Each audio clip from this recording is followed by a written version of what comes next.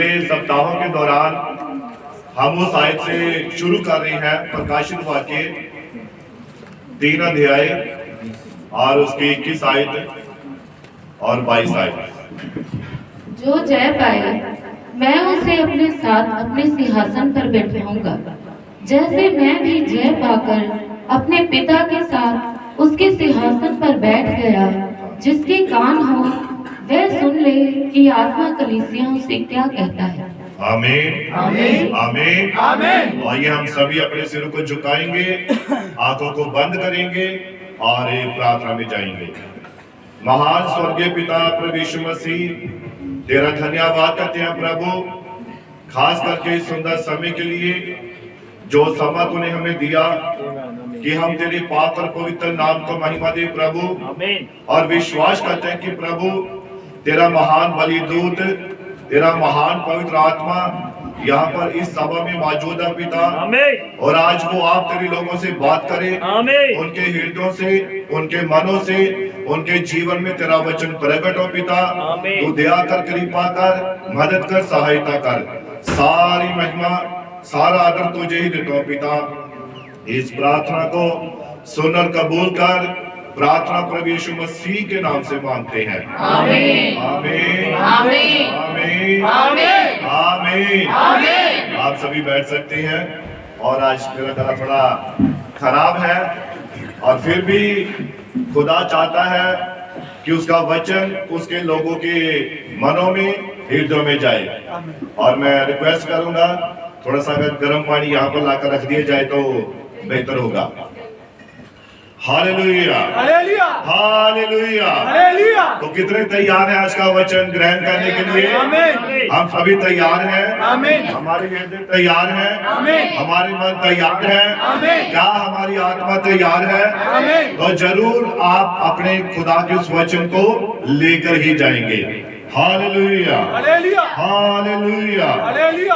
और जैसा कि पिछले सप्ताहों के दौरान हम जयवंत होने के लिए इस संदेश के ऊपर प्रचार कर रहे हैं, प्रचार को सुन रहे हैं। और मैं ये विश्वास करता हूं कि आप सभी बरकत पा रहे हैं, आशीष पा रहे हैं, बरकत पा रहे हैं, आमीन। आशीष पा रहे हैं। आमीन। Hallelujah hallelujah hallelujah. Hallelujah.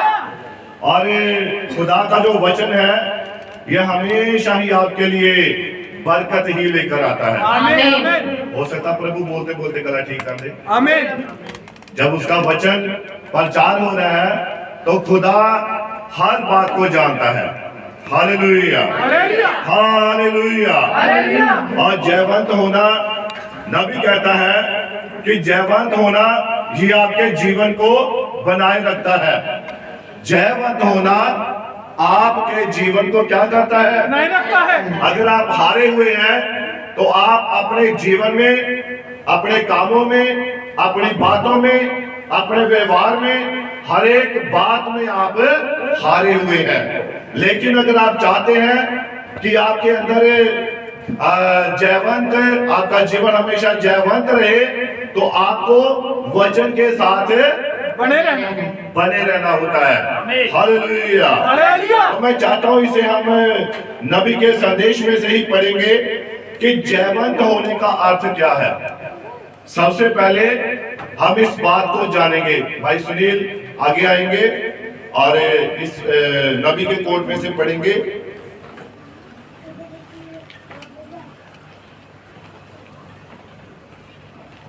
Para number 105 और देख लीजिए भाई कैमरे में कवरिंग हो रही है। हाँ, इन बातों का हर बारी थोड़ा ध्यान रखना है ना, हर चीज का। हाँ भाई। जयवंत होने का अर्थ होता है कि शैतान को उसकी सारी चालों सहित पहचानना। जयवंत होने का अर्थ क्या है? कि शैतान को उसकी सारी चालों के समेत पहचानना। ये आपके लिए एक जयवंत होने का अवसर होता है, चिन्ह होता है, एक निशानी होती है कि आप कैसे जयवंत हो सकते हैं। आमीन। शैतान की सारी चालों को पहचानना होता है। हाँ जी पढ़िए। बहुत से लोग कहते हैं हाँ जी। कोई शैतान नहीं है। और बहुत सारे लोग अपने मन में विचार करते हैं भी कोई शैतान नहीं है भाई, और हमें जीतने की कोई जरूरत नहीं है, शैतान नाम की कोई चीज नहीं है। बहुत सारे लोगों के मन में ऐसा विचार होता है। हाँ जी पढ़िए। यह तो बस एक विचार मात्र है। और नबी कहता है ये तो सिर्फ एक विचार मात्र ही आपका, ये सिर्फ एक आपका छोटा सा विचार हो सकता है। आप इस बात का यकीन ना करें। आप इस बात का यकीन ना करें। एक असली शैतान है। एक असली क्या है? शैतान है। अब बहुत सारे लोग कहते हैं भूत पात कुछ नहीं होंगे, शैतान कुछ नहीं होता। बहुत सारे लोग ऐसा विचार करते हैं वो किसी को नहीं डरना, लेकिन हमारे युग के नबी ने इस बात को प्रकट किया है।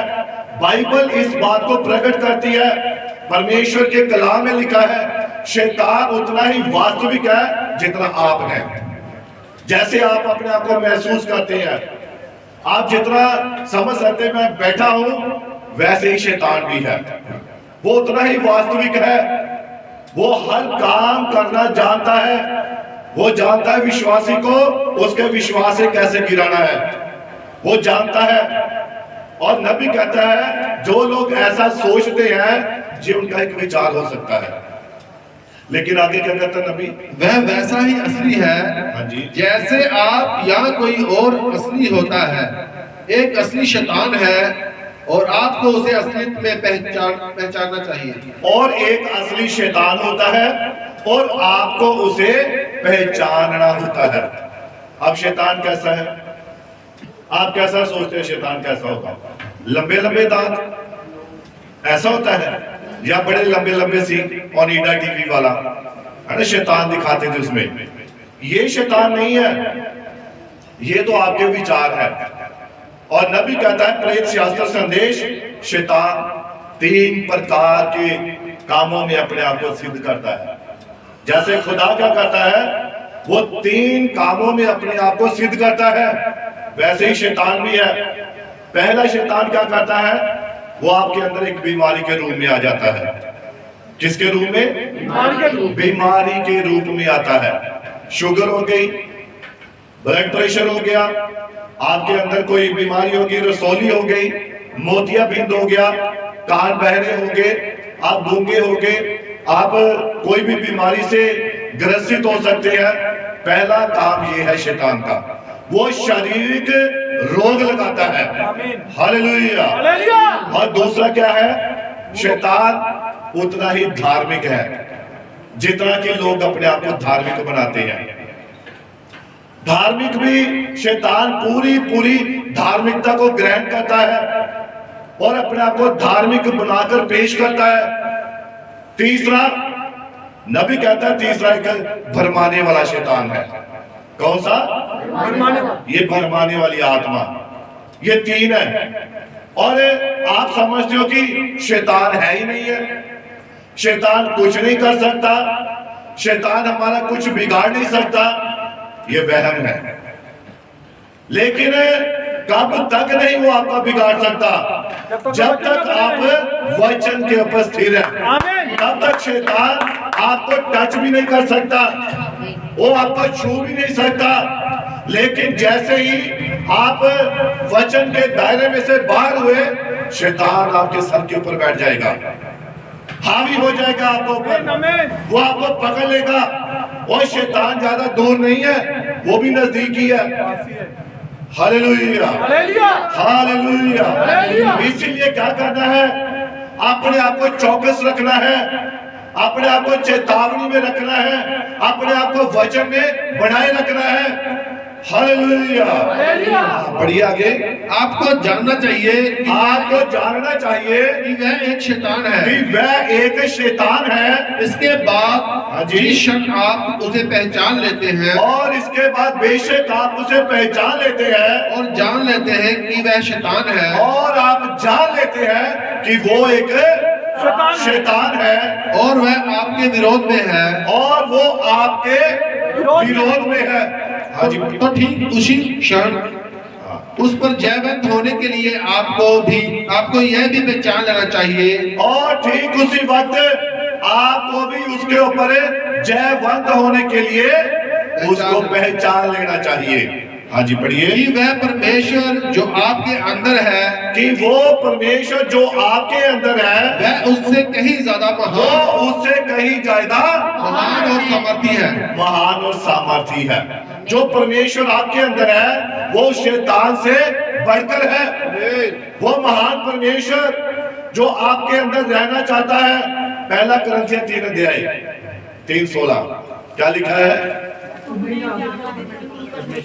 God bless you. सभी इकट्ठा बोलेंगे,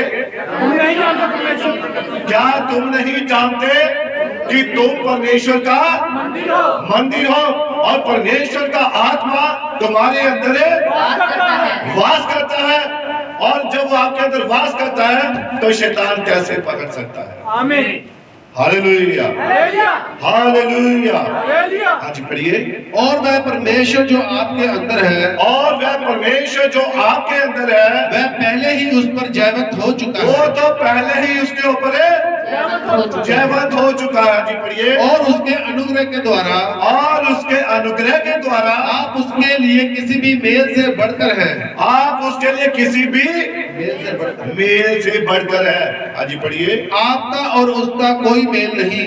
आपका और शैतान का कोई भी मेल नहीं। हाँ जी पढ़िए। जब आप इस बात को पहचान लेते हैं, जब आप इस बात को पहचान लेते हैं तो असली सच्ची जय हासिल की जा रही होती तब है। असली सच्ची जय हासिल की जा रही होती है। जब आपको पहचान आ जाती है। आज असल में लोगों को वचन की पहचान नहीं है। हम चर्च में आते हुए भी चर्च में नहीं है। हम प्रार्थना करते हुए भी प्रार्थना में नहीं है। हम वचन को पढ़ते हुए भी वचन नहीं पढ़ रहे। इसलिए हम जय प्राप्त नहीं कर पा रहे हैं। आगे पढ़िए।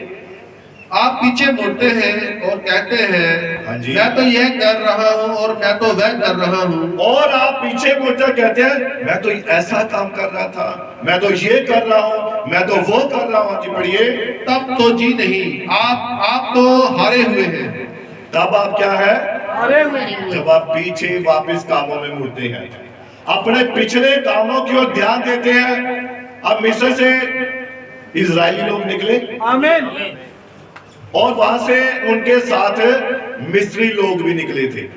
कुछ नबी कहता है मिले जुले लोगों की भीड़ थी। वो मिस्री इब्रानी तो थे लेकिन उनके साथ एक और भीड़ थी जो उनके साथ उनके खुदा की बातों को वचन को जान गए थे। और वो लोगों की भीड़ भी साथ में आई थी। लेकिन जब वो भीड़ आगे आए, उस भीड़ में एक बात थी। वो क्या थी कि मिस्र में से तो निकल आए थे लेकिन मिस्र उनके अंदर में से नहीं निकला था। वैसे ही बहुत सारे विश्वासी लोग मसीह में तो आ जाते हैं लेकिन उनके पुराने काम, पुरानी बातें, पिछले उनके जो व्यवहार वो उनमें से नहीं निकले होते। वो अभी भी साथ में ही रहते हैं। और जैसे ही थोड़ा सा वचन के कारण दबाव आता है, वचन के कारण सुधार की बात होती है, वो वापस पिछले कामों में मुड़ना चाहते हैं। आमीन। इससे अच्छा तो हम मिस्र में थे। वहां खाने को प्याज मिल रहे थे, लहसुन मिल रहा था, खरबूजे मिल रहे थे, जीरा मिल रहा था, वहां सब कुछ था। यहाँ तो कड़वी बातें मिल रही है। यहाँ तो सख्त ताड़ना हो रही है। हमेशा पास्टर प्रचार करते हैं औरतें बाल ना कटवाएं, श्रृंगार ना करें। यहाँ तो बड़ी सख्ताई मिल रही है भाई। और वचन है ही सख्त है। आमीन। वचन के साथ कोई भी समझौता नहीं करना है। नहीं है। ये तो हमारा अपना मन होता है, हमारे अपने विचार होते हैं जो हम संसार को पीछे मुड़कर देखते हैं। उथे चंगे सी पेकिया दे घर सारा काम कर लेंदे, कभी साडे मां प्यो ने मना नहीं किया। लेकिन जब मसीह में आ गए, एक मसीही फैमिली में आ गए, मसीह को ग्रहण कर लिया, तो बहुत सारी सख्ताई का सामना करना पड़ता है। जब बेटी ससुराल में आ जाती है तो वहां सास क्या करती है? सख्ताई करती है ना। मेरी मां चंगी सी, उन्हें आज तक कभी मना ही नहीं किया। इधर ही सस पता किदा दी है तो वो भी मां ही है। हालेलुया। हालेलुया। वहां के अपने कानून थे, यहाँ के अपने कानून है। आपके पिछले जीवन में, आपकी पिछली बातों में वहां अलग कानून थे, लेकिन मसीह के अपने कानून है। हालेलुया। जो जो इस कानून को फॉलो करेगा वही अनंत जीवन का अधिकारी होगा। आमीन। Hallelujah, hallelujah. हालेलुया। हालेलुया। हाँ जी, थोड़ा और पढ़िए। परंतु जो मसीह में है उन पर दंड की कोई आज्ञा नहीं, क्योंकि वह शरीर के चलाए नहीं चलते। अब ध्यान दीजिए, यहाँ पर नबी क्या कह रहा है? जो मसीह में आ जाते हैं, सही ढंग से आते हैं, पक्के तौर पर आते हैं, अपना जीवन पिछला त्याग कर मसीह के अनंत जीवन में प्रवेश करते हैं, ये उनके लिए बातें हैं। खास करके ये जो सच्चाई है, ये किन के लिए है? जिन्होंने प्रभु यीशु मसीह के नाम में बपतिस्मा लिया, आमीन। जिन्होंने मसीह को अपना उद्धारकर्ता स्वीकार किया है, और जो नए लोग हैं उनके लिए चेतावनी है। उनके लिए क्या है? चेतावनी है। जिन्होंने अभी तक प्रभु यीशु मसीह के नाम में बपतिस्मा नहीं लिया और मसीह को अपना उद्धारकर्ता स्वीकार नहीं किया, उनके लिए चेतावनी है। और उससे बड़ी चेतावनी जिन्होंने ले रखा है उनके लिए है। वो अपने जीवन को सुधारें, तभी आप प्रभु बोझ के अधिकारी हो सकते हैं। आपने जब आप जानते, जब शादी होती है, जब शादी होती है तो निकाह पढ़ा जाता है, तो जो पास्टर होता है वो दूल्हे से और दुल्हन से वाचाएं बांधता है।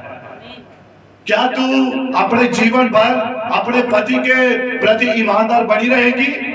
तो पत्नी कहती है, जी हाँ, मैं अपने पति के प्रति ईमानदार बनी रहूंगी। क्या तू इसके दुख सुख में साथ देगी? वो कहती, हाँ, मैं साथ दूंगी। और इसी प्रकार से पति से भी पूछा जाता है, दूल्हे से पूछा जाता है, क्या तू अपनी पत्नी के दुख सुख में साथ देगा? तो वो कहता हाँ, मैं दूंगा। ये एक कमिटमेंट, एक वाचा होती है। जब आप प्रभु यीशु मसीह के नाम में बपतिस्मा लेते हैं तो आप मसीह को अपना पति ग्रहण करते हैं। तब आप मसीह की जो आज्ञाएं हैं उसके साथ कमिटमेंट कर लेते हैं। इसीलिए हर एक कमिटमेंट को पूरा करना होता है। अगर एक भी वाचा टूटती है तो बाइबल क्या कहती है? आप जानते हैं, एक और बात मैं बताना चाहता हूं। पुराने समय में क्या होता था? औरतों के माथे पर एक पट्टी बांधी होती थी, और उस पट्टी में कितने सिक्के होते थे? उसमें जो सिक्के होते थे, कितने होते थे? 10 सिक्के, है ना? और वो जो सिक्के होते थे वो क्या दर्शाते थे? वो उस औरत के कैरेक्टर को दर्शाते थे, उसके चरित्र को, उसके जीवन को बताते थे। जब तक ये 10 सिक्के पूरे हैं तब तक वो औरत अपने पति के प्रति ईमानदार है। अगर एक सिक्का भी गुम जाता था तो इसका मतलब गड़बड़ हो गई है, कहीं पर गड़बड़ हो गई है। लूका की अंजील 15 अध्याय, इसी में शायद है ना, आप इसको 8 आयत में 15 उसकी 8 थोड़ा पढ़िए इसको।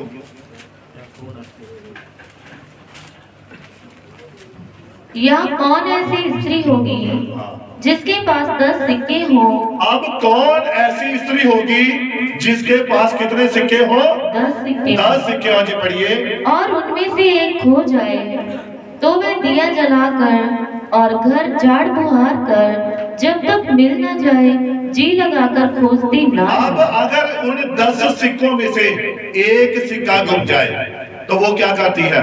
जब तक उसे वो सिक्का नहीं मिल जाता वो घर को क्या करती है? झाड़ती है, साफ करती है। और उसके हाथ में 2 चीजें हैं। 2 चीजें कौन सी?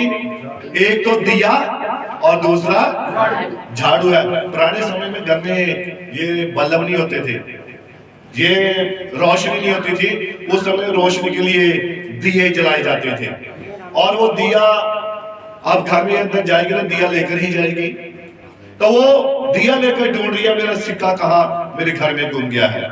और दूसरे हाथ में झाड़ू। झाड़ू क्या करता है? सफाई करता है। सफाई करता है ना? तो सिक्का गुम गया है और उस औरत को इतनी टेंशन क्यों हो गई, उसे चिंता क्यों हो गई? उसका पति बाहर गया हुआ है। कहां गया है? बाहर गया हुआ है। लेकिन वो ये बात जानती है कि ये जो पट्टी है, इस पट्टी का एक सिक्का गुम गया है, और जब मेरा पति बाहर से आएगा और जब वो देखेगा अरे इसका एक सिक्का गुम है, इसका मतलब इसने व्यभिचार किया है, इसके कैरेक्टर में कोई ना कोई कमी आई है। और वो क्या करता है? वो उसे त्याग देता था और उसे अधिकार था कि वो अपनी पत्नी को तलाक दे सकता था, उसे छोड़ सकता था। और वैसे ही बाइबल कहती है, खुदा का कलाम कहता है कि यहाँ पर ये स्त्री, ये औरत जिसका एक सिक्का गुम गया है, लेकिन ये पूरे यत्न के साथ ढूंढ रही है, लेकिन ये व्यभिचार नहीं है। इसका तो अचानक सिक्का गुम गया है ना? इसने कोई गलत काम नहीं किया, लेकिन सिक्का अचानक गुम गया, गिर गया, इसीलिए उसे चिंता है। लेकिन जो व्यभिचारण होती है उसे कोई चिंता नहीं होती है। कोई गल गुआच गया, कल लगी गल देख लागी, दे दागी जवाब, तू भी तो बाहर गए ही, तू की करके आएगा? इल्जाम लगाने वाली आत्मा, दोष लगाने वाली आत्मा। लेकिन इस औरत का सिक्का गुम गया है, लेकिन इसने व्यभिचार नहीं किया है।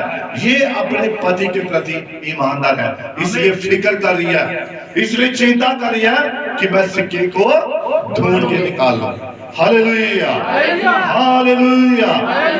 और सिक्के का गुम होना एक बदचलनी का निशान था।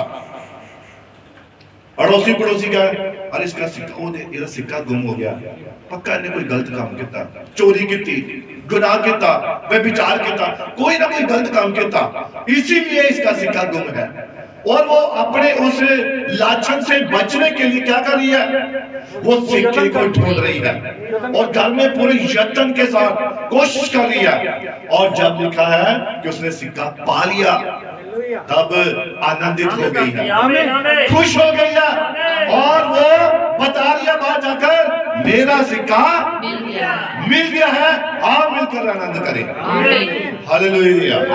तो ये सिक्का जानते कौन सा था? ये प्रकाशन की बात है, ये भाईचारे का सिक्का है, ये भाईचारे की प्रीति का सिक्का है, जो आज कलीसिया में गुम हो चुका है। और बाइबल कहती है, खुदा का कलाम कहता है, अंतिम दिनों में लोग निर्मोह हो जाएंगे, उनमें कोई प्रेम नहीं होगा, कोई भाईचारा नहीं होगा। ऐसी स्थिति अंतिम दिनों में है। हालेलुया। इसलिए आज कलीसिया को किस बात की जरूरत है? सिक्का ढूंढने की जरूरत है। आज भाईचारे की प्रीति को ढूंढने की जरूरत है। Hallelujah, hallelujah. अब एक बात और, आप जानते हैं जैसे इफिसियों की पत्री, आप इसको थोड़ा पढ़ लीजिए, कुछ बातें होती है जो क्लियर करनी होती है। इफिसियों की पत्री 5 और उसकी 22 आयत से पढ़ेंगे। 22 आयत। हे पत्नियों, हाँ जी, पढ़िए। हे पत्नियों, अपने अपने पति के ऐसे अधीन रहो। हे पत्नियों, अपने अपने पति के ऐसे अधीन रहो जैसे प्रभु के। जैसे प्रभु के। अब ये बात किसको कही जा रही है? पत्नियों को। हे पत्नियों, अपने अपने पति के ऐसे अधीन रहो जैसे प्रभु के। हाँ जी, पढ़िए। क्योंकि पति पत्नी का सिर है। क्योंकि पति किसका सिर है? पत्नी का। पति जो है पत्नी का सिर है। हाँ जी, पढ़िए। जैसे कि मसीह कलीसिया का सिर है। जैसे कि मसीह कौन है? कलीसिया का सिर। कलीसिया का सर है। Hallelujah, hallelujah. अब कलीसिया का सिर कौन है? पर अब मसीह कहां पर है? अगर आप देखें, बाइबल कहती है, जब करंथिया की पुस्तक पढ़ते हैं, वहां लिखा है औरत का सिर उसका पति और उसके पति का सिर मसीह, और मसीह कौन है? परमेश्वर है। यानी कि उसके पति का जो सिर है वो मसीह है। कौन है? और जो उसके पति का सिर है वो औरत का सिर है। अब औरत की पहचान किसके द्वारा होती है? कलीसिया की पहचान किससे होती है? अब कलीसिया पास्टर के द्वारा होती है ना। अभी आप जाएंगे बाहर, आप क्या कहेंगे? आपसे पूछेंगे आपका पास्टर कौन है, तो आप क्या जवाब देंगे? जिस कलीसिया से आप संबंधित होंगे। और नबी कहता है ये बात, जैसे कि उसने कहा है, लोग कहते हैं कि जो पास्टर है वो कलीसिया का पति होता है, पर नबी कहता है ये बात आत्मिक तौर पर है। किस पर है? ये बात आत्मिक तौर पर है। अब यहाँ पर हम कहते हैं, बाइबल में पढ़ा है कि जैसे मसीह कलीसिया का क्या है? सिर है, और सवे ही देह का उद्धार करता है। अब देह कौन है? कलीसिया, और कलीसिया का सारे मसीह है। जब औरत बाहर जाती है, ये फलाने की पत्नी है। किसकी पत्नी है? ये फलाने व्यक्ति की, फलाने भाई की, ये उसकी पत्नी है। ये नहीं कहते ये फलानी औरत है, क्या कहेंगे? ये उसकी पत्नी है। ऐसा ही होता है।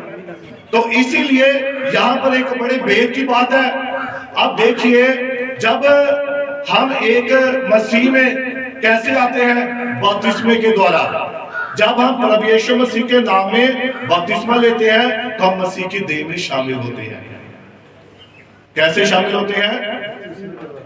बपतिस्मे के द्वारा। जब हम प्रभु यीशु मसीह के नाम में बपतिस्मा ले लेते हैं, हम मसीह की देह में शामिल हो जाते हैं, हम उस कलीसिया में शामिल हो जाते हैं। अब हम क्या बन गए? कलीसिया बन गए। अब कलीसिया का जो सिर है वो पास्टर है। अब इनमें कौन सा रिश्ता है? आत्मिक तौर पर पति और पत्नी का। किसका है? बोलिए सभी। आत्मिक तौर पर। किस को तौर? कौन से? आत्मिक तौर पर पति पत्नी का रिश्ता है। शारीरिक तौर पर करेंगे ना तो वो कलीसिया भी व्यभिचारी, पास्टर भी व्यभिचारी है ना, अगर हम इसे संसारिक तौर पर देखेंगे तो। क्योंकि बाइबल कहती है जो कूट दृष्टि करके किसी औरत को देखता है उसके साथ व्यभिचार कर चुका। अब ध्यान दीजिए, अगर कलीसिया पुराने समय में बात थी और नए समय में भी है, नए इसमें पोथी में, वचन में, नए नियम में, और यहां पर भी लिखा है कि अगर पत्नी अपने पति को छोड़कर कहीं और जाती है, किसी और के पास जाती है, तो वो क्या करती है? ध्यान से मेरी बात को सुनना, समझना इस बात को। अगर पत्नी अपने पति को छोड़कर दूसरे के पास जाती है तो वो क्या करती है? अब अगर कलीसिया कहीं और कलीसिया में जाती है, किसी और पास्टर के पास जा रही है, तो वो क्या कर रही है? वो व्यभिचार कर रही है। ये आत्मिक व्यभिचार है, ये क्षमा नहीं होगा, कभी भी क्षमा नहीं होगा। आप क्या कर रहे हैं? आप अपने पास्टर को धोखा दे रहे हैं, बल्कि मसीह को धोखा दे रहे हैं। इसीलिए बाइबल कहती है कि जो आपका जो सर है वो मसीह का सर है, और जब औरत पत्नी अपने पति को छोड़कर किसी दूसरी जगह में, किसी और पेंटिकोस्टल में जाती है, तो वो व्यभिचार कर रही है।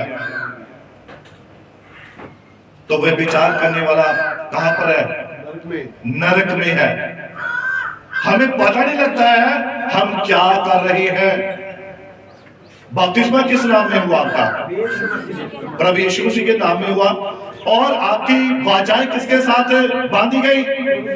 प्रभु यीशु मसीह के साथ। और जब आपने प्रभु यीशु मसीह के साथ, इस संदेश के साथ, इस वचन के साथ आपने कमिटमेंट की, तो कमिटमेंट तोड़ते हैं तो कमिटमेंट तोड़ने वाला दोषी होता है। कौन होता है? दोषी होता है। ये बड़ी गहराई की बातें हैं। मैं चाहता था कि और अच्छी तरह समझाऊं, लेकिन आज गला साथ नहीं दे रहा है। और प्रभु बरकत दे, आशीष दे। मैं ये विश्वास करता हूं आप सारी बात को समझ रही हैं। प्रभु आपको समझ दे रहा है और पवित्र आत्मा ही है जो आपको समझने की शक्ति देता है। आमीन।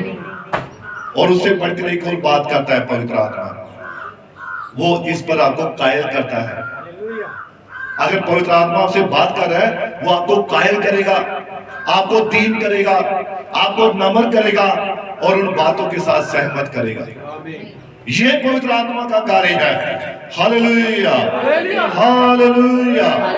इसलिए ध्यान रखिए कि कहीं आप व्यभिचार तो नहीं कर रहे। अब ये जरूरी नहीं है। कलीसिया में क्या है, स्त्रीलिंग पुरुष दोनों एक ही है।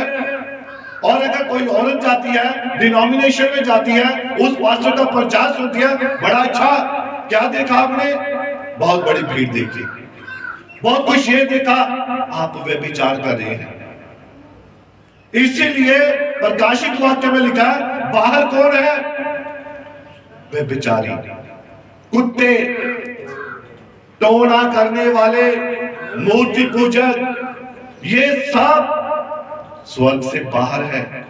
ये रैप्चर में नहीं जाएंगे। रैप्चर में, और जो ये वहम पालकर बैठा कि मैं कौवे के समान यहां भी खा लूं वहां भी खा लूं, वो कभी रैप्चर में नहीं जाएगा। हालेलुया। आज शैतान, मैं पिछली बार बता रहा था कि शैतान ने बड़ा तगड़ा जबरदस्त हथियार दे दिया है, और वो जानते पता क्या है? मोबाइल।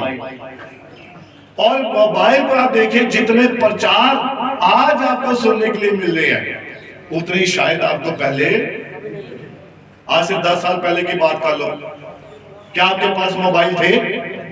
नहीं थे। तब आपके पास एक ही संदेश था, एक ही पास्टर होता था, एक ही विश्वास होता था, एक ही निष्ठा होती थी। लेकिन आज जितने ज्यादा प्रचार, उतने ज्यादा पास्टर, उतने ज्यादा विश्वास, उतनी ज्यादा शिक्षाएं।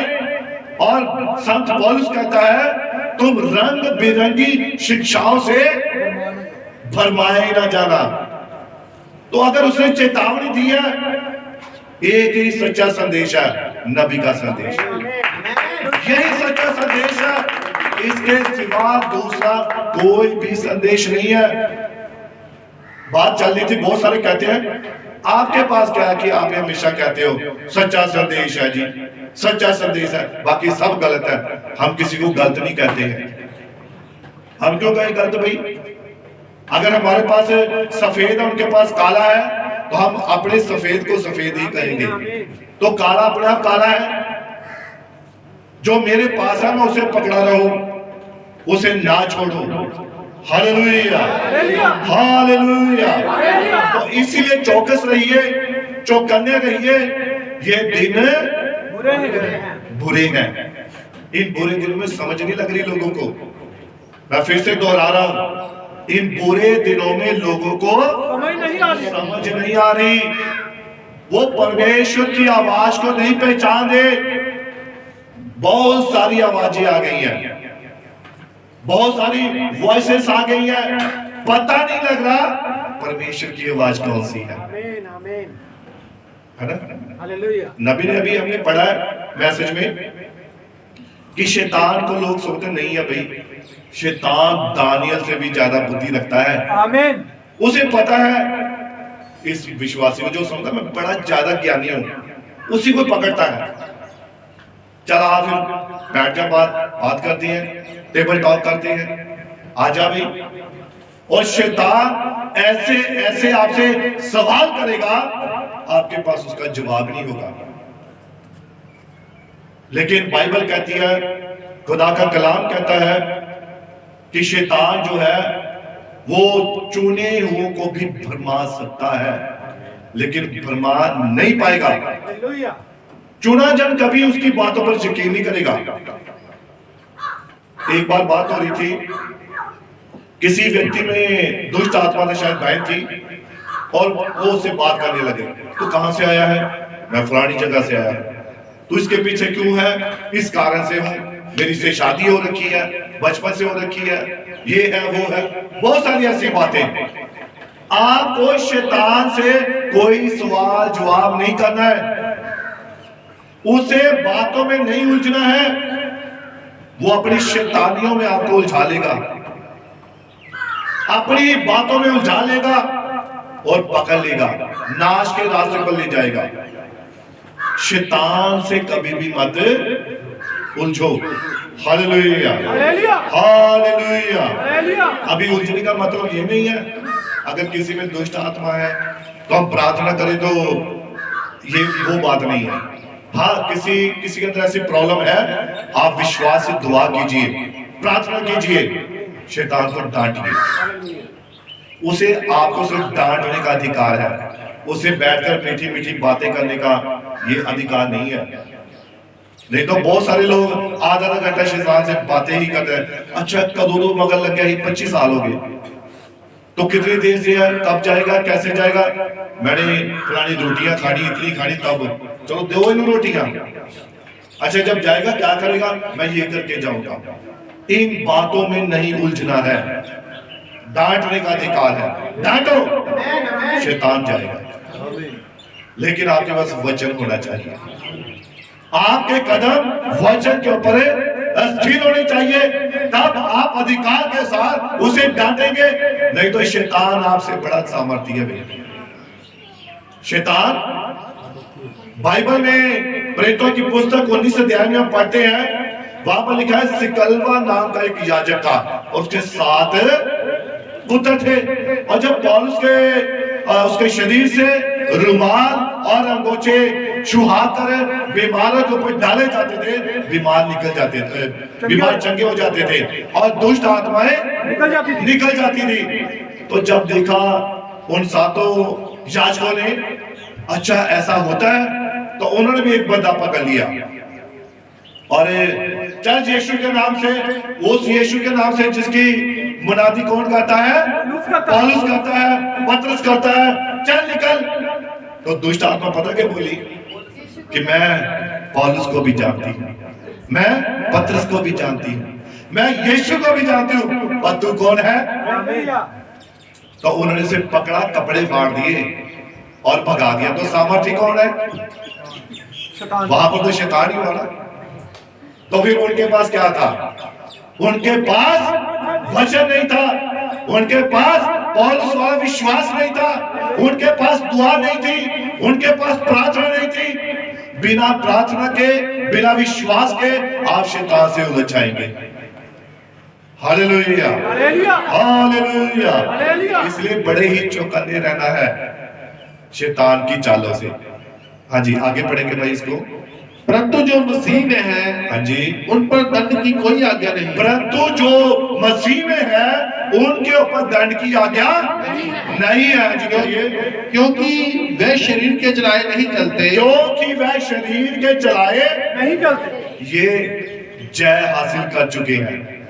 जिन्होंने मसीह में जय हासिल कर ली है, ये उन लोगों को कहा जा रहा है कि अब जो मसीह में है उनके ऊपर दंड की आज्ञा नहीं है। क्यों नहीं है? क्योंकि वे शरीर के चलाए नहीं चलते, क्योंकि वो शरीर के चलाए नहीं चलते, परंतु वे तो आत्मा के चलाए चलते हैं। परंतु वे तो आत्मा के चलाए चलते हैं। ये जीते हुए लोग हैं जो आत्मा के चलाए चलते हैं। उन्होंने अपने आप को कहां हराया है, मसीह के आगे। प्रभु तू हमसे जयवंत से भी बढ़कर है। Hallelujah, hallelujah. पढ़िए। इसके बाद ही आपको एहसास होता है, और इसके बाद ही आपको यह एहसास होता है कि आप जयवंत हो चुके हैं, कि आप जयवंत हो चुके हैं। हाँ जी, पढ़िए। और आप जानते हैं कि वह एक शैतान है, और आप जानते हैं कि वह एक शैतान है। आप ऐसा नहीं कह सकते हैं, आप ऐसा नहीं कह सकते हैं, मुझे बीमारी हो गई है। हाँ जी, और मैं विश्वास नहीं करता हूँ हाँ जी, कि यह एक बीमारी है, और मैं ये विश्वास नहीं करता हूँ ये एक बीमारी है। पढ़िए। जी हाँ, वह तो एक बीमारी ही है, और वह एक बीमारी ही है। आपको कैंसर हो, आपको अगर कैंसर हो तो आप ये नहीं कह सकते कि मैं नहीं विश्वास करता हूँ कि यह कैंसर है, और आप ये नहीं कह सकते हैं कि ये कैंसर नहीं है। वह तो कैंसर ही है, क्योंकि वो एक दुष्ट आत्मा है। मैंने पहले बताया 3 प्रकार की शैतान शैतानी आत्माएं काम करती हैं शारीरिक तौर पर। वो कैंसर के रूप में आ जाता है, वो मोतियाबिंद के रूप में आ जाता है, और वो क्या करता है, वो आपके आंखों को अंधा कर देता है, कानों को बहरा कर देता है, रसोली निकाल देता है। ये एक शैतान ही है। और इसी मैसेज में प्रेत आत्मा शास्त्र में नबी कहता है, आपने देखा जब एक जानवर, जब कोई कुत्ता मर जाता है तो क्या होता है, वो फूल जाता है। और आप सोचते हैं अच्छा ये तो मर गया था लेकिन ये तो पहले से तगड़ा हो गया है, ऐसा क्यों होता है भाई? असल में नबी कहता है वो तो मर चुका है। इसी प्रकार से एक विश्वासी के साथ होता है। जब वो चर्च में आता है, उसे कोई रोग होता है, कोई बीमारी होती है, तो जब प्रार्थना होती है तो प्रार्थना क्या करती है, उस रोग को, उस बीमारी को डांटती है और बीमारी मर जाती है। लेकिन दूसरे दिन ही वो और ज्यादा तड़फना शुरू हो जाता है।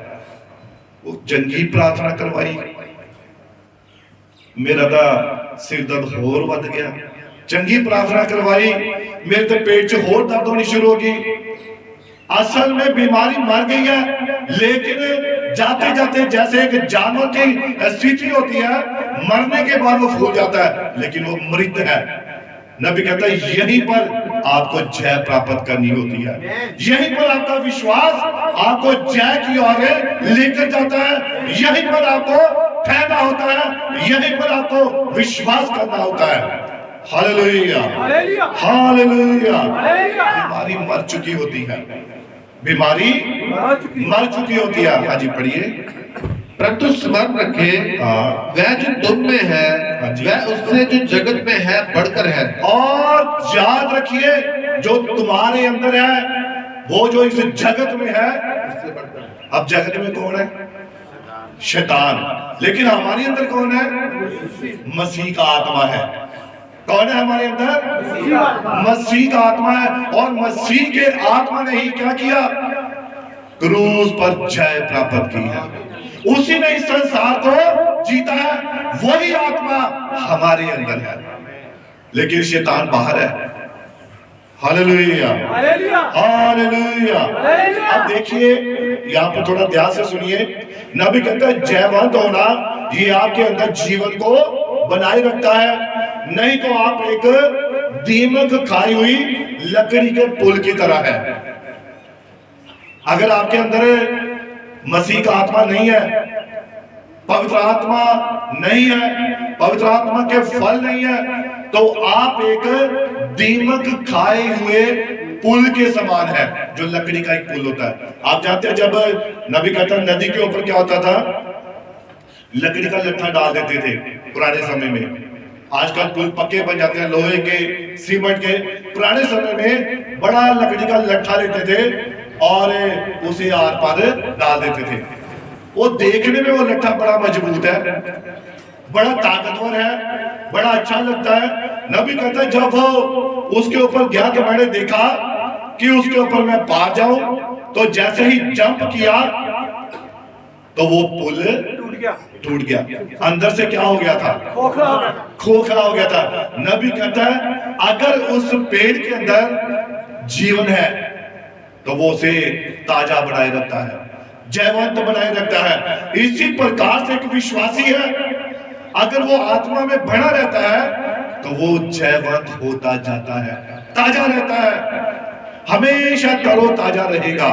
Hallelujah, hallelujah.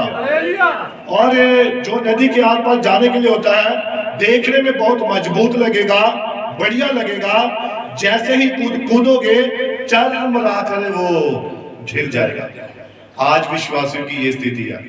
देखने में बड़े मजबूत विश्वासी लगते हैं, बड़े पक्के विश्वासी लगते हैं, लेकिन जीवन प्रकट कर देता है। नबी कहता है आप ऐसे विश्वासी को उसकी एक कमी थोड़ी सी बता दो, उसके बारे में थोड़ा सा बोल दो, सारा कुछ बाहर आ जाएगा।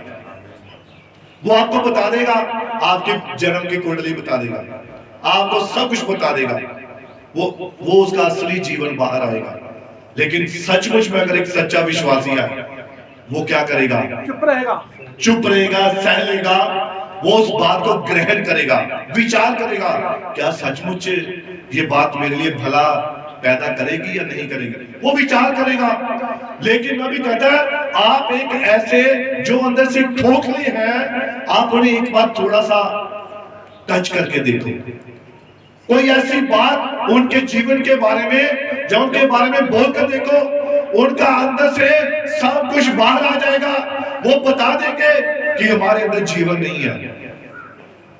Hallelujah, hallelujah, hallelujah. हालेलुया। नबी कहता है और अगर आप ऐसे नहीं होते हैं तो ये आपको नरक में डाल देगा। वह सड़ गल चुका था क्योंकि उसमें कोई जीवन शेष नहीं रह गया था, उसे दीमक खा चुकी थी। और दीमक कौन सी थी? अपनी मर्जी की दीमक, अपनी इच्छा की दीमक, अपने घमंड की दीमक, वो उसे अंदर से खोखला कर रही थी। और जैसे ही कोई उसने किसी ने टच किया, चर्म मराकर गिर पड़ी। एक ऐड आती थी जेम्स की, जो चॉकलेट आती जेम्स, तो उससे एक उन्होंने स्टैचू बनाया होता था, तो एक जेम्स को हिलाते थे तो सारे नीचे आ जाते थे। ऐसा भी था, ऐसे ही वो विश्वासी जिसके अंदर जीवन नहीं है, वो भी जेम्स की तरह ही है। बस एक बार थोड़ा सा ऐसे हिलाओ, बिल्कुल आ जाएगा नीचे। तुम मैनू इदा बोल किदा दिता, फट जवाब देगा किदा कहता कि असं नहीं जानते, मैं भी सब कुछ जानता। वो अपने आप को प्रकट कर देगा, लेकिन सच्चा विश्वासी ऐसा नहीं करेगा। Hallelujah, hallelujah. नबी कहता है बाहर से आप बड़े अच्छे विश्वासी हो सकते हैं, परंतु अंदर से आप सड़ गल चुके हैं। ये मैं नहीं कह रहा, नबी कह रहा है, बाइबल कह रही है। बाहर से हो सकता है हम बड़े अच्छे, जेम्स की बहन, जेम्स की भाई जी बड़े अच्छे हैं, लेकिन जैसे ही कोई तीखी बात आ गई, सारा कुछ बाहर। हालेलुया। और नबी कहता है जयवंत होने का अर्थ अभी हमने पढ़ा है कि शैतान को और उसकी चालों को पहचानना होता है। यहीं पर उसकी चालें होती हैं। इफिसियों की पत्री में है ना कि शैतान बड़ा चालाक है, उसके हथियार हैं अपने वो, लेकिन आपके पास भी पवित्र आत्मा के हथियार होने चाहिए। आप इसको थोड़ा पढ़ लीजिए, इफिसियों में है 6 उसकी 10 है। इसीलिए प्रभु में और उसकी शक्ति के प्रभाव में बलवंत रहो, परमेश्वर के सारे हथियार बांध लो। अब ध्यान से सुनिए, इसका हेडिंग क्या है? आत्मिक युद्ध के हथियार। आत्मिक युद्ध के हथियार, जिनके द्वारा हम जय हासिल कर सकते हैं। अगर ये हथियार नहीं है, अगर हमारे पास ये वाले वेपन नहीं है, पवित्र आत्मा के वेपन, पवित्र आत्मा के हथियार नहीं है, हम कभी भी शैतान से जीत नहीं सकते हैं। तो कौन से हैं? पढ़िए इसको शुरू से। आत्मिक युद्ध के हथियार। हाँ जी। इसीलिए प्रभु में और उसकी शक्ति के प्रभाव में बलवंत बनो। इसीलिए प्रभु में और उसकी शक्ति के प्रभाव में क्या बनो? बलवंत बनो, बलवंत बनो। हाँ जी पढ़िए। परमेश्वर के सारे हथियार बांध लो, और परमेश्वर के सारे हथियार बांध लो कि तुम शैतान की युक्तियों के सामने खड़े रह सको, ताकि तुम शैतान की युक्तियों के सामने खड़े रह सको। यहाँ पर आपको खड़े होने की जरूरत है। शैतान की युक्तियां कैसी है? बड़ी बारीक है, पता नहीं लगता कि हम शैतान के चंगुल में फंस चुके हैं। क्या लगता है पता? पिछले बार बता रहा था सैटेनिक फूड के बारे में, है ना, शैतानी भोजन। पता नहीं लग रहा हम शैतानी भोजन करी जा रहे हैं। तो जब शैतान का भोजन, शैतान के प्रोडक्ट यूज करेंगे, तो जो भी हम खाते हैं उसका प्रभाव तो नजर आएगा ना, वो दिखाई तो देगा ही। अगर अच्छा भोजन खाते हैं, अच्छा हम पीते हैं, तो वैसा ही हम प्रकट करते हैं। Hallelujah, hallelujah. आप पढ़िए इसको और आगे। क्योंकि हमारा ये मल्ल युद्ध लहू और मांस से नहीं, क्योंकि हमारा ये मल युद्ध लहू और मांस से नहीं, परंतु प्रधानों से परंतु प्रधानों से और अधिकारियों से और इस संसार के अंधकार के हाकिमों से और इस संसार के अंधकार के हाकिमों से और उस दुष्टता की आत्मिक सेनाओं से है। और उस दुष्टता की आत्मिक सेनाओं से। अगर दूध है तो भूत भी है। क्या है? भूत भी है। हम कहते हैं हमारा दूध हमारे साथ है, तो शैतान के भी भूत है, वो भी साथ ही है। किस लिए? आपको खिलाने के लिए, आपको हर वक्त परीक्षा में डालने के लिए। लेकिन परमेश्वर ने अपने आत्मा के हथियार दिए हैं। इन हथियारों से हम इन दुष्ट आत्माओं को बता सकते हैं, उनका सामना कर सकते हैं। यीशु मसीह के साथ है जब शैतान का सामना हुआ तो शैतान भागा नहीं था, लिखा कुछ समय के लिए चला गया, कुछ देर के लिए वहां से चला गया, लेकिन फिर भी वो मसीह के पीछे था कि जब तक इसे मैं क्रूस के ऊपर ना मार दूं तब तक मेरा उद्देश्य पूरा नहीं होगा। वो तब तक पीछे था।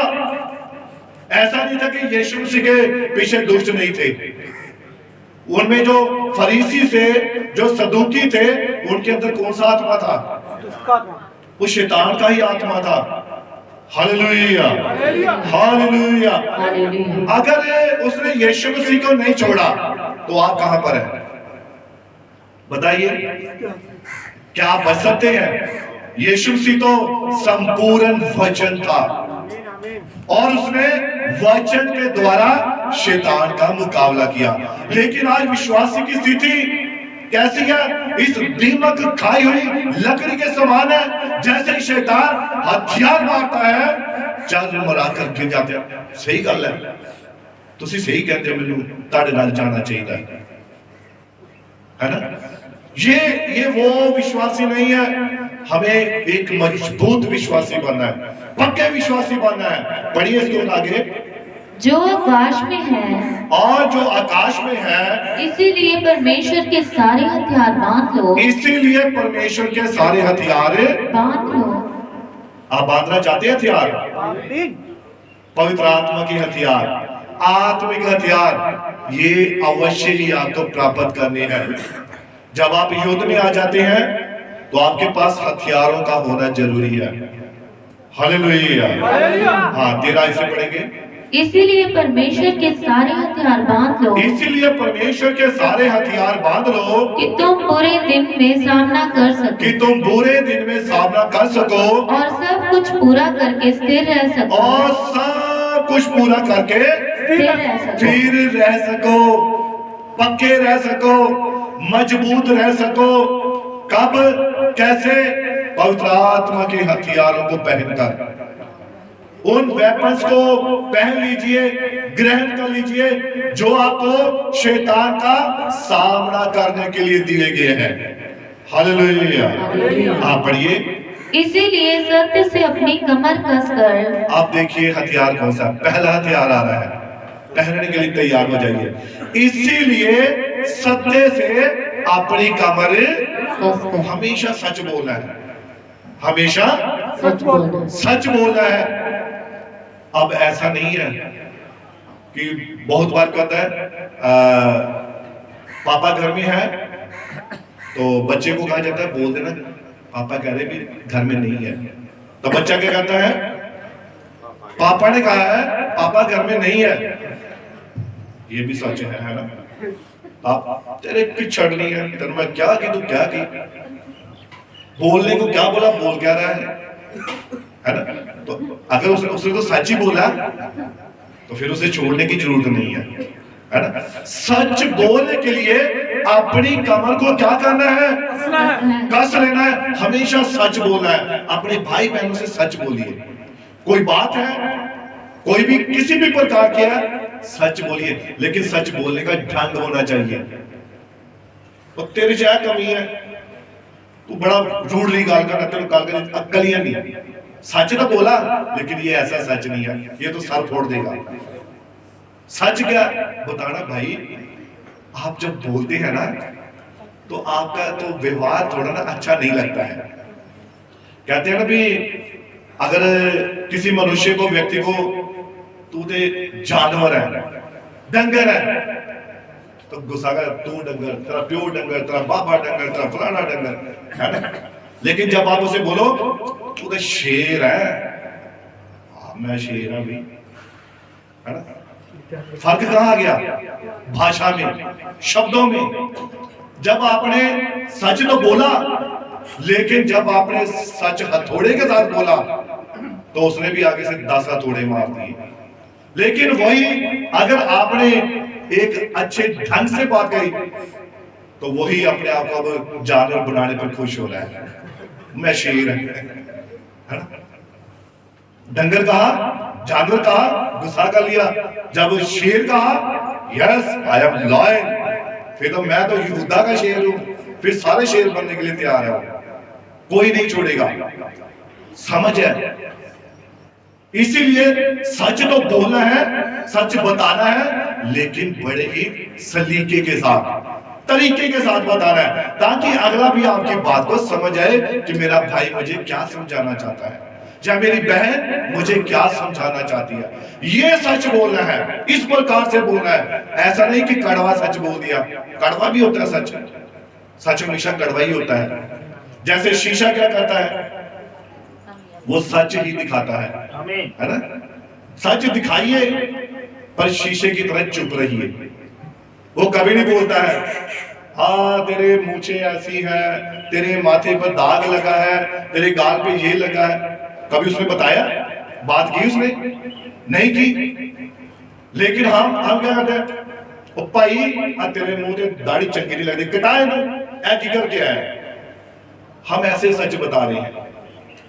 हम उनके लिए शीशा हो सकते हैं, बताइए, लेकिन एक तरीके के साथ बताइए, एक ढंग के साथ बताइए, ताकि वो आपकी बात को सच में ग्रहण करे। शीशे की बात हम कितनी जल्दी मानते हैं, है ना। जब किसी व्यक्ति की बात नहीं मानते, भाई आपके चेहरे पे दाग लगा, नहीं नहीं है नहीं भाई, मैं शेव शू कर गया फर्स्ट क्लास, अच्छा चलो नहीं है, शीशा ले, है ना। ठीक है, आपने सच कहा। कोई तरीका है, ढंग है बात करने का, बताने का। तो आगे क्या लिखा है, पहले किससे कमर बांधनी है? सच्चाई से। सच्चाई से। अब ये तो मैंने आपको दुनियावी बात पर बताया है, आपके चर्च के हिसाब से बताया है, लेकिन वचन की गहराई और है ना। सच, जब आपको सच मिल गया, असली वचन, संदेश, इसे बाहर जाकर बताना है। मैं कहता हूं अगर आप जाते हैं किसी पड़ोसी के पास, वो मान लो डिनोमिनेशन का है, कौन सा है वो? अगर वो किसी संस्था में जा रहा है या वो किसी और व्यक्ति के पास जा रहा है, तो मैं कहता हूं, और वो प्रभु यीशु मसीह के नाम ने बपतिस्मा लिए हुए है, तो मैं कहता हूं वो ये संदेश लेकर जाए, मैसेज लेकर जाए, भाई ये सच्चा संदेश है, प्रभु यीशु मसीह के नाम में बपतिस्मा है, आप उस डिनोमिनेशन को दीजिए। फिर देखिए वो डिनोमिनेशन आपको क्या जवाब देगी, है ना। फिर वो क्या जवाब देगी आपको बताएगी। आप ऐसे ही किसी के पास मत जाइए, आपके पास खुदा ने अपना आत्मा दिया है, नबी दिया है, संदेश दिया है, अगर कहीं जाना है इसको लेकर जाइए और इसी को प्रचार कीजिए, बताइए अगर मैं यहाँ पर आया हूँ तो मेरे पास एक सच्चा संदेश है, और वह संदेश भाई विलियम मैरियन ब्रानम के द्वारा प्रचार किए गए संदेश है। तब आप समझेंगे कि आप जयवंत हुए हैं। तो अगर आप वहां जाकर उन्हीं की बातों में उलझ कर रह गए, हाँ भाई मैं ठीक है, बहुत अच्छे हो आप जो बता रहे पड़े, तो इसका मतलब आपने अभी जय हासिल नहीं की है। तो इसीलिए आपको अगर सच से कमर बांध रही है तो नबी के संदेश को लेकर जाना है। जाइए कहीं भी जाइए, खुली छुट्टी है भाई, कोई नहीं रोकेगा, लेकिन नबी के संदेश मैसेज लेकर जाइए। बपतिस्मे की छोटी वाली पुस्तकें हैं वो जाइए, बताइए जगत में। बाइबल कहती है, सच में कहती है, 100% कहती है कि प्रभु यीशु मसीह के नाम में ही पापों की क्षमा का बपतिस्मा है। आपके पाप और किसी भी तरीके से नहीं धुल सकते, और इसी संदेश में मैं भी पढ़ रहा था, नबी कहता है कि जो कैथोलिक कलीसिया है वहां पर क्या बताया जाता है, जब किसी औरत को मेनोपॉज, आप जानते हैं बहनें समझती हैं, और जब वो ऐसा होता है उनके हाथों से तेल निकलना शुरू हो जाता है, और वहां की जो पास्टर है, प्रचारक क्या करते हैं, उस तेल को लेते हैं, या उनके माथे से निकलना शुरू हो जाता है, उस तेल को लेते हैं और जाकर कलीसिया के ऊपर, ये पवित्र आत्मा है, ये क्या है, पवित्र आत्मा है। वो तेल जो पवित्र आत्मा का तेल है, आपका अभिषेक हो गया, हमारी बहन के माथे से निकला ये तेल। नबी कहता है फिर कोई भी लहू आपका उद्धार नहीं कर सकता, कोई भी लहू आपकी सुरक्षा नहीं कर सकता। पिलातुस ने क्या किया, उसने कहा मैंने अपने हाथों को इस पानी से धो लिया, अब मैं यीशु के लहू से निर्दोष हूं। नबी कहता है संसार का, जगत का कोई भी पानी आपके पापों को नहीं धो सकता है। जब तक आप प्रभु यीशु मसीह के नाम में बपतिस्मा नहीं लेते हैं, तब तक आपके पाप क्षमा नहीं हो सकते हैं। पाप क्षमा सिर्फ एक ही तरीके से है, प्रभु यीशु मसीह के नाम में बपतिस्मा लेने से। यही एक तरीका है, कोई और जरिया नहीं है। Hallelujah, hallelujah. इसीलिए क्या करना है, अपने आप को पवित्र आत्मा के हथियारों से बांध लेना, बांध लेना है, बांध लेना है। और आगे कौन सा है, आज पढ़िए। और धार्मिकता की झिलम पहनकर, और धार्मिकता की झिलम पहनकर, और पांवों में मेल के सुसमाचार की तैयारी के जूते पहनकर, और पांवों में कौन से जूते पहनकर, सुसमाचार की तैयारी के। अब देखिए यहां पर फिर से वही बात आ गई, पांवों में मेल के सुसमाचार के जूते पहनकर जाओ। आप यहीं से एक योद्धा बनकर क्यों नहीं जाते, आप यहीं से मसीह की सच्चाई को लेकर क्यों नहीं जाते। जाइए, मैं कहता हूं जहां पर आपका दिल करता जाइए, लेकिन इन पवित्र आत्मा के हथियारों को लेकर जाइए, सच्चे संदेश को लेकर जाइए। स्वर्ग में पता क्या होगा, नबी एक बड़ी अच्छी उदाहरण बताता है, बड़ी अच्छी उदाहरण है ये, कागज की, धोबी की। जब धोबी के पास कपड़े दिए जाते थे तो धोबी उस समय क्या करता था, वो कागज का टुकड़ा लेता था और उसे दो हिस्सों में बांटता था, आधा हिस्सा उसे, आधा अपने पास। तो ये एक तरीका था। उसके पास बहुत सारे ग्राहक आते होंगे, बहुत सारे कपड़े आते होंगे, तो वो उस टुकड़े को उन कपड़ों के साथ लगा देता था। अब जब वो अपने कपड़े वापस लेने आता था तो वो क्या करता, लाओ भाई वो टुकड़ा दिखाओ, और वो टुकड़ा अगर था तो वो देता था और वो फिर उसे मिलान कराता था। अब तो अगर मिलान सही हुआ तो कपड़े उसी के हैं, उसे मिल जाते, फिर चाहे वो कोई क्यों ना हो। जिसके पास वो टुकड़ा होता था, चाहे वो कोई क्यों ना हो, क्योंकि उसे टोकन का होना जरूरी है, फिर वो किसी के पास भी क्यों ना हो, कोई भी व्यक्ति क्यों ना हो, वो उस टुकड़े को उसे लेता था और उसे कपड़े दे देता। यही स्थिति रैप्चर की है, स्वर्ग की है। मसीह ने क्रूस पर अपना आत्मा दिया। क्या दिया, आत्मा दी, आत्मा, जान दे दी, अपना उसने पवित्र आत्मा भेज दिया पेंतेकोस्त के दिन। अब मसीह वहां क्या करेगा, वहां देखेगा कि क्या आपने वही वाला आत्मा पाया, आमीन आमीन। वही जो आत्मा मेरे पिता का आत्मा, क्या वही आत्मा है? नहीं तो वो भी तो उसके सामने खड़े थे, प्रभु तेरे नाम से दुष्ट आत्मा निकाली, तेरे नाम से गूंगे बुलाने शुरू किए, तेरे नाम से बहरे सुनने लगे, हमने बड़े बड़े चमत्कार किए, मुर्दे जिंदा किए। तो यीशु क्या कहेगा, हे बुनियारो, मुझसे दूर हो जाओ, मुझसे दूर हो जाओ। अब इन्हें क्यों यीशु से दूर कर रहा है? क्या वो मुर्दे जिंदा नहीं कर रहे? क्या वो रोगी चंगा नहीं कर रहे?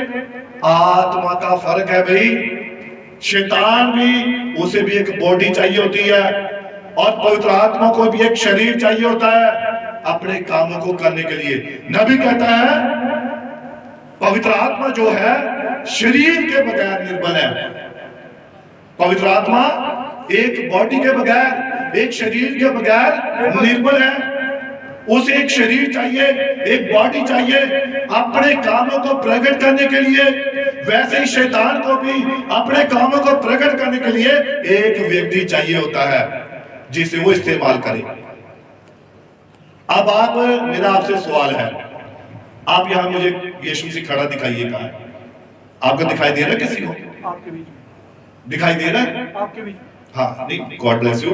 कोई वैसे मैं संसारिक तौर पर बात कर रहा हूं, दिखाई दे रहा है? वैसे आप देख सकते हैं, छू सकते हैं?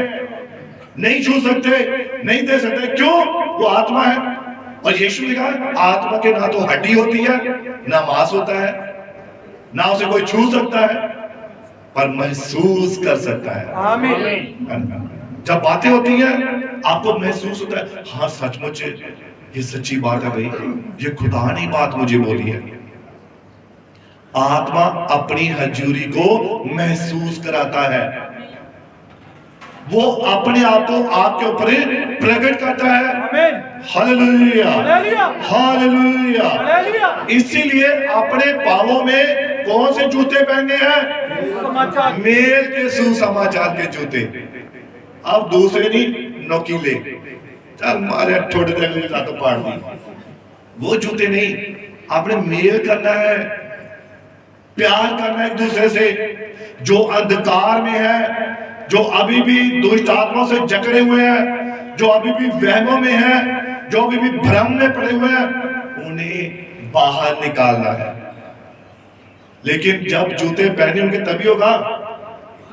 ऐसा ही है। मैंने पिछले दिनों में एक जिम्मेवारी थोड़ी सी सौंपी थी। एक कागज दिया था और उसके ऊपर नाम लिखने के लिए दिए थे, तो वो कितने अभी तक इस काम को कर रही हैं। God bless you, God bless you और गॉड ब्लेस यू। अभी मैं एक बात बताना चाहता हूँ। अभी हम पिछले मैं जालंधर से आगे नूर महल जगह पड़ती है, वहां पर बंद की थी। तो वहां पर जो पास्टर जी लीड करते, बड़ी अच्छी एक बात उन्होंने कर दी। और वो बात क्या कर दी, हम पहुंच गए पूरे टाइम से 11 बजे और कुछ पास्टर लोग थोड़ा लेट आए। तो वो पास्टर जी अभी पुलपिट से ही, और काफी 200-250-300 लोग बैठे हुए थे, और उन्होंने सभी पास्टर जो लेट आए थे वो भी आके बैठे हुए थे।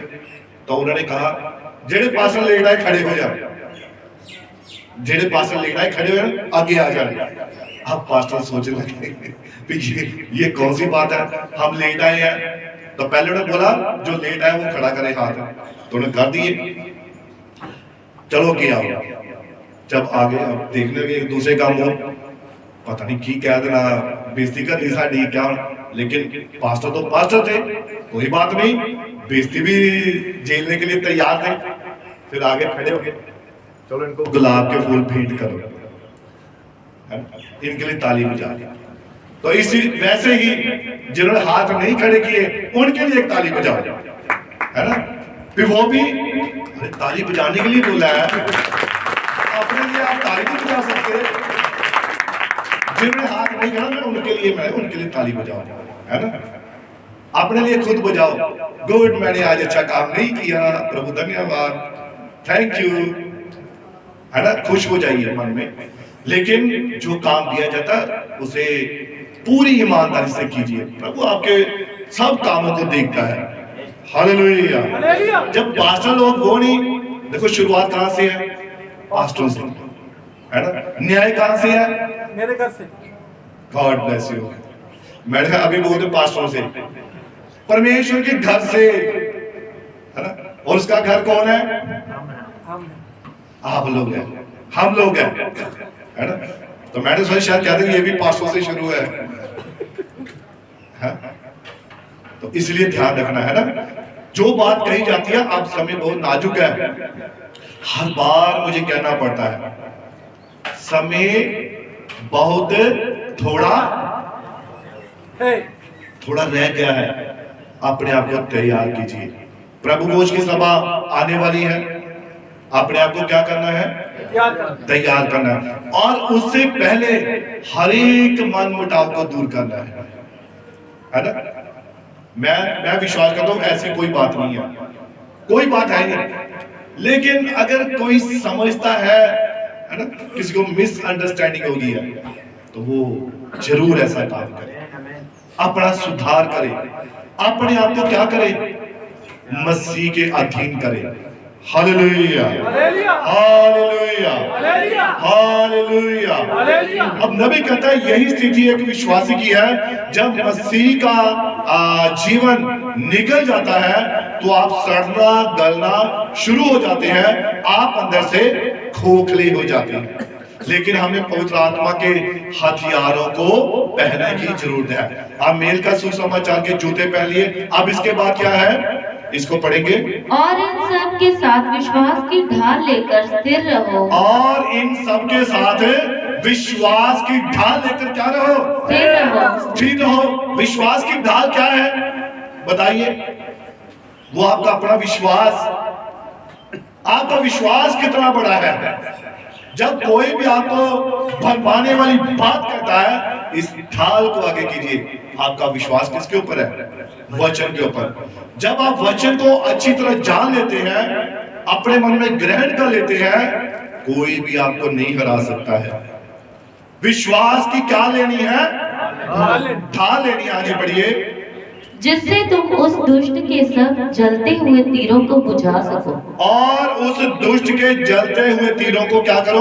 बुझा सको। बुझा सको। हाँ जी पढ़िए। और उद्धार का टोप। अच्छा हाँ, एक बात और है, यहाँ लिखा है और इन सब के साथ विश्वास की ढाल लेकर स्थिर रहो, जिसे तुम उस दुष्ट के सब जलते हुए तीरों को बुझा सको। बुझा सको।